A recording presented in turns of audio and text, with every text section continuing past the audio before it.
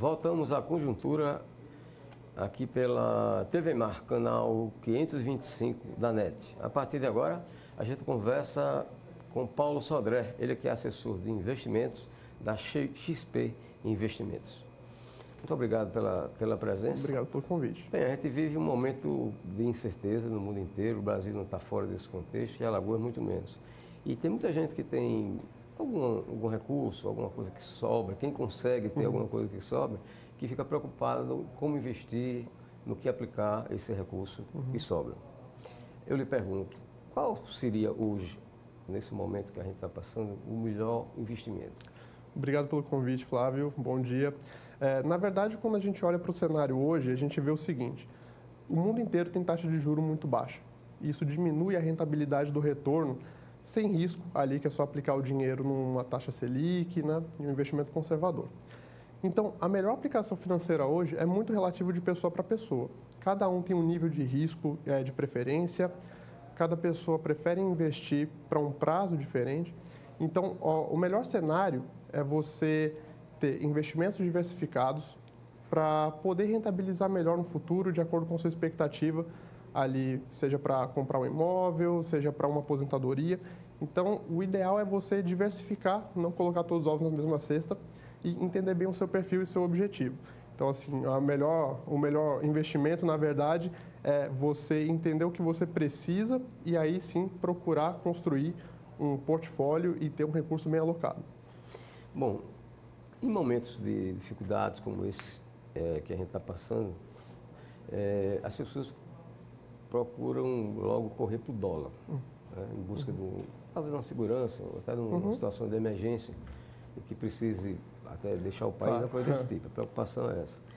O dólar, o que é que você poderia colocar como positivo e como negativo na pessoa que gosta de aplicar em dólar? Um fato assim, sempre que tem uma crise, as pessoas preferem fugir de risco, né? Saem do risco. Então, assim, o Brasil é um país emergente. O país emergente, ele possui uma moeda ali um pouco mais fraca e as pessoas que estão investindo ali, os investidores institucionais estrangeiros, preferem ir para uma coisa mais segura. E vão para onde? Título da dívida pública norte-americana. Isso faz com que haja uma saída de dólar aqui do Brasil e muita gente vai comprar dólar. Foi isso que aconteceu na crise passada e fez com que o dólar subisse muito em relação ao real. Tá? Então, quando você tem uma crise, se você estiver muito exposto ao risco de um país, como é no caso, existiam pessoas que estavam 100% com seus ativos alocados em recursos brasileiros. Se você tem um problema com um país específico, seja um risco político, seja um ruído por algum motivo, você pode ter um prejuízo porque você não está bem alocado, não está bem diversificado. E o que acontece? Quando você tem um portfólio que combina investimentos no Brasil e investimentos no exterior, você vai ter uma parte do seu patrimônio exposto em ativos internacionais, ativos negociados em dólar, que vão variar junto com o dólar. E o dólar, ele tem até uma questão assim de proteção. Quando as pessoas estão muito otimistas, o que acontece? Eles vão lá e compram ações na bolsa. Quando eles estão pessimistas, eles compram dólar. Então, se você faz um balanceamento na sua carteira, tendo um pouco de dólar, tendo um pouquinho de bolsa, você tem uma diminuição do teu risco. Então, o dólar ele é muito importante para constituir uma carteira de investimentos. Uma pergunta, a pessoa que não entende bem de bolsa de valores, mercado de ações, essas coisas, como é que se explica que o que acontece, uma coisa que acontece, por exemplo, nos Estados Unidos, que mexe com a Bolsa de Nova York, por exemplo, tenha reflexo aqui no Brasil? O mercado de ações ele é muito impactado no curto prazo por emoção, por expectativa, né? O mercado de ações, só explicando, é onde as grandes empresas estão captando recursos, atraindo novos sócios para financiar um projeto, para melhorar sua estrutura de capital. Então, quando você vai negociar a ação dessa bolsa, você tem milhares de pessoas de um lado, milhares de pessoas de outro lado comprando e vendendo, e isso forma um preço no mercado. Por que um evento que acontece lá fora impacta aqui no Brasil, impacta em diversos lugares do mundo? Porque a Bolsa de Nova York, ali, ela é onde está sendo mais negociado ativos em todo o mundo. Então, os grandes investidores estão olhando para lá. Se você tem uma percepção de aumento de risco no cenário global, isso vai se refletir em todo o mundo, não vai se refletir só em um local. Então, eu estou lá na Bolsa de Nova York, começa a surgir um rumor que tudo vai piorar no mundo. Então, ali, primeiro lugar da informação geralmente é lá. Como aconteceu na crise de 2008, né? Você tinha ali um problema no balanço das empresas que tinham títulos de hipoteca que estavam ali podres, vamos dizer assim, e aquilo começou a ter uma quebra sistêmica. Então, algumas notícias que acontecem lá vão impactar no Brasil, porque você tem emoção e o mundo é muito globalmente integrado. Então, assim, tudo que acontece lá fora pode refletir aqui, reflete, né? Você tem ali uma cadeia de importação e exportação muito grande, então o mundo ele é codependente hoje em todos os cenários. Aplicar em imóveis é uma boa opção? O imóvel ele precisa ser entendido também como uma alternativa ao recurso que você vai aplicar. Quando você tem um recurso ali, vamos dizer, um dinheiro para comprar só um imóvel, e você está pensando que só aquele imóvel vai ser um bom negócio, talvez não seja, porque você vai concentrar todo o seu risco do seu capital em apenas um ativo. E se acontece algum problema naquele ativo, se você compra por um preço um pouquinho alto, você pode ter um prejuízo. Uma alternativa que vem sendo interessante ao mercado de imóveis hoje são os fundos imobiliários, que nada mais é do que você investir em grandes imóveis, shopping, lares corporativos, só que por meio de um fundo você delega a administração desse recurso para um terceiro, e esse terceiro vai lá, compra o imóvel, ele faz as negociações com os inquilinos e você, como detentor de uma parte desses imóveis, recebe aluguéis mensais. E também você não tem aqui um problema de liquidez, né? Liquidez é você ter que se desfazer de um ativo e vender por um preço abaixo do preço justo porque você não tem muito comprador. No caso do fundo imobiliário, você tem uma liquidez boa e consegue se desfazer a preço de mercado. Então, é uma vantagem que você tem para diversificar um portfólio tendo imóveis dentro dele. Por que a caderneta de poupança não é considerada atualmente um bom investimento? Tá. A caderneta de poupança, ela tem uma rentabilidade atrelada à taxa Selic. Tá? Se a taxa Selic está menos de 8,5% ao ano, a poupança vai render apenas 70% da Selic. O que a poupança não é considerado um bom investimento? Porque as alternativas à poupança são melhores. Então, por exemplo, a poupança tem um nível de risco até um pouco maior do que, por exemplo, você investir em um título público atrelado à Selic. Se você investe na Selic, compra títulos do Tesouro Nacional, você está emprestando seu dinheiro para o governo. O risco que você tem é do governo não te pagar, que é um risco considerado muito baixo. A poupança, qual é o seu risco? É a instituição que você tem seu dinheiro investido, ela passar por uma dificuldade, vir alguma falência e você perder uma parte desse capital. Então, se a poupança rende 70% da Selic, o investimento alternativo a ela parece ser muito mais atrativo do que colocar o dinheiro na poupança. Outra questão agora é a reforma da Previdência, que mexeu muito com os servidores públicos, né? Como é que eles podem se planejar para ter uma segurança maior na aposentadoria? A gente vem recebendo bastante demanda de servidor público, né, preocupado com essa questão. O que acontece? O servidor público ele tem por característica uma previsibilidade maior na sua receita mensal. Você não tem muita surpresa no salário que você vai receber de um mês para outro. Então, é mais fácil o servidor público se planejar para fazer um investimento, para fazer uma série de poupanças, porque você tem uma previsibilidade maior. Então, o primeiro passo é aumentar a capacidade de poupança. Entender que lá na frente, quem se aposentava com um salário maior, vai agora se aposentar com um teto, com um salário mais baixo. Então, aumentar a poupança que você tem mensalmente, isso já é um primeiro passo. Outras alternativas.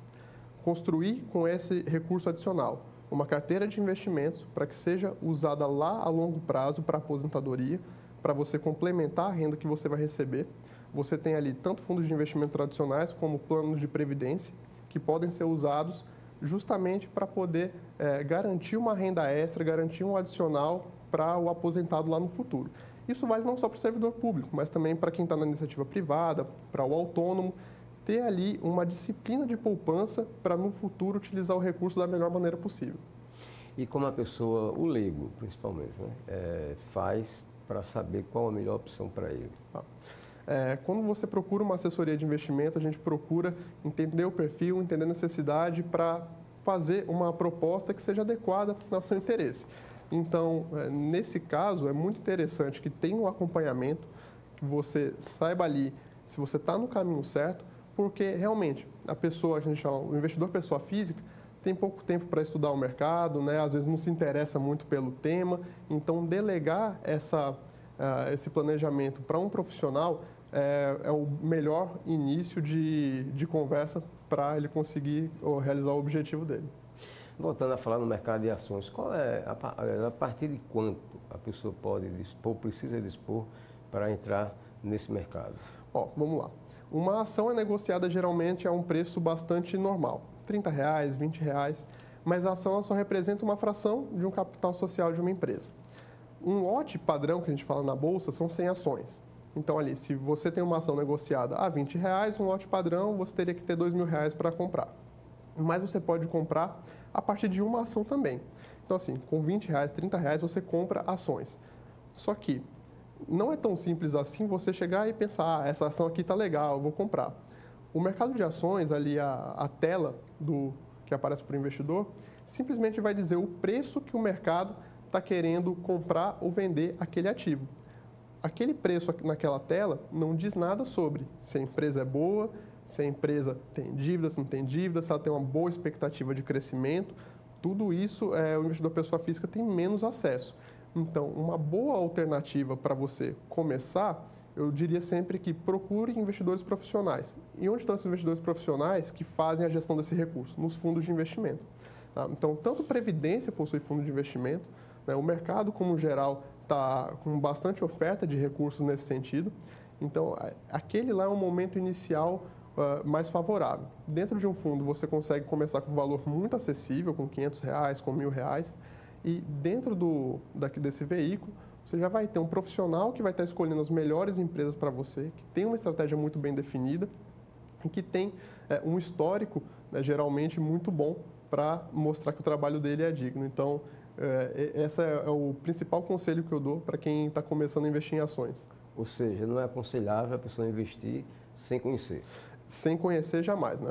Assim como quando você fica doente, você procura um médico, tem um problema legal, você procura um advogado. Na questão das finanças, é bom procurar uma assessoria, um profissional para te orientar nesse sentido. E qual é a principal vantagem da aposentadoria complementar? Tá. A Previdência complementar ela tem algumas vantagens interessantes. A Previdência complementar, né? Se você, por exemplo, tem uma alta dedução de despesas mensais, você pode fazer um plano para deduzir a sua base de cálculo do imposto de renda.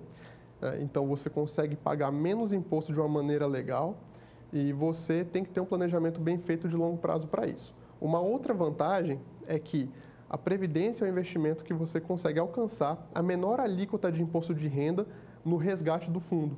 Então, assim, depois de 10 anos que você está investido nela, você vai pagar 10% de imposto de renda, geralmente sobre o lucro. E isso faz com que seja a menor alíquota possível no mercado, uma vez que, geralmente, a taxa mínima é 15%. Você tem aí essas duas modalidades. Você pode pagar menos imposto de renda em uma modalidade e você pode pagar menos imposto de renda pelo tempo que você fica contribuindo.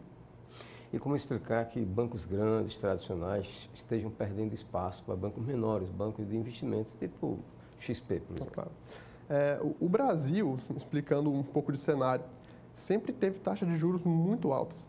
Então, não era atrativo para quem tinha qualquer recurso tomar qualquer risco. Se você tinha taxa de juros de 2 dígitos no Brasil, como já foi 40% ao ano, 20% ao ano, é muito mais cômodo que você pegue o seu dinheiro, coloque uma aplicação sem risco e você vai receber aquele retorno muito tranquilo, sem se preocupar com nada. O que acontece dos últimos anos para cá?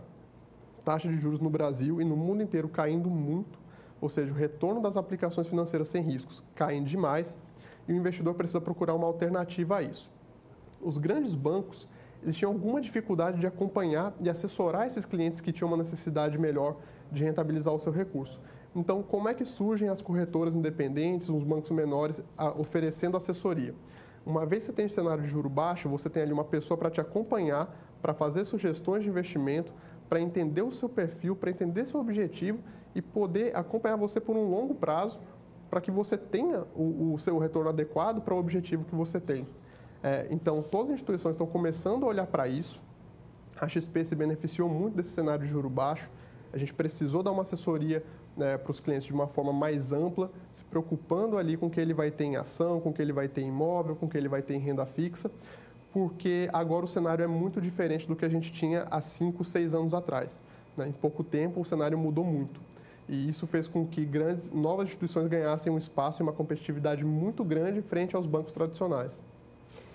Ok, muito obrigado a Paulo Sodré, assessor de investimentos, pela sua participação aqui nesta edição de Conjuntura. Vamos agora ao intervalo. Daqui a pouco a gente volta conversando com Clécio Santos, presidente da cooperativa Pindorama. Até já.